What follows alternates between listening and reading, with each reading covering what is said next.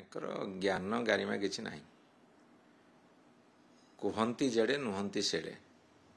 ଏମାନେ ଯେତେବେଳେ ବିରୋଧୀ ଦଳରେ ଥିଲେ ବହୁତ ତୁମ୍ବି ତୋଫାନ କରିଥିଲେ, କ୍ରିଟିସାଇଜ୍ କରିଥିଲେ ଆମ ସରକାରକୁ ଯେ ସବୁ ରିଟାୟାର୍ଡ ଲୋକଙ୍କୁ ଆପଣମାନେ ଓଏସଟି କରି ରଖୁଛନ୍ତି, ନୂତନ ନିଯୁକ୍ତି ସୃଷ୍ଟି ହୋଇପାରୁନି, ନୂତନ ଲୋକ ଆସିପାରୁନାହାନ୍ତି, ଏମିତି ବହୁତ କଥା କହିଥିଲେ।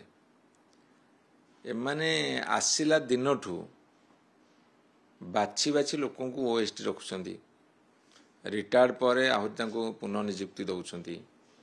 ଏବେ ଗୋଟେ ଗାଇଡ଼ଲାଇନ୍ ତିଆରି କରିଛନ୍ତି କାହାକୁ ସବୁ ଓଏସଟି ରଖିବେ।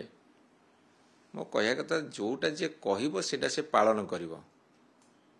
ତେଣୁ ଏମାନେ କଥା କୁହା କପିଳା ସେତିକି ହେଲେ ଚଳନ୍ତା।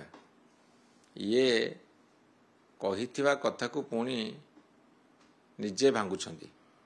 ତାଙ୍କୁ କ'ଣ କୁହାଯିବ, କେଉଁ ରୂଢ଼ି ପ୍ରୟୋଗ କରାଯିବ? ତେଣୁ ଏ ଭଦ୍ରଲୋକମାନଙ୍କୁ ମୁଁ କହୁଛି, ତମେ ଯାହା କହିଥିଲ ଓଡ଼ିଶାବାସୀଙ୍କୁ ସେଇ କଥା ପାଳନ କର।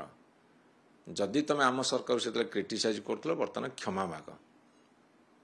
ତମେ ଯଦି ଓଏସଟି ପୁନଃନିଯୁକ୍ତି ନ କରନ୍ତ, ରିଟାୟାରମେଣ୍ଟ ପରେ ପୁନଃନିଯୁକ୍ତି ନ କରନ୍ତ, ଆମେ ଜାଣୁଛୁ ତମେ ଠିକ୍ କଥା କହୁଥିଲ।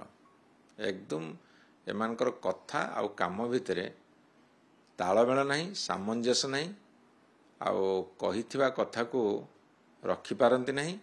ତେଣୁ ତାକୁ ଗୋଟିଏ ବାକ୍ୟରେ କହିହେବ, ପକେଇଲା ଛେପ ଏମାନେ ଢୁକୁଛନ୍ତି।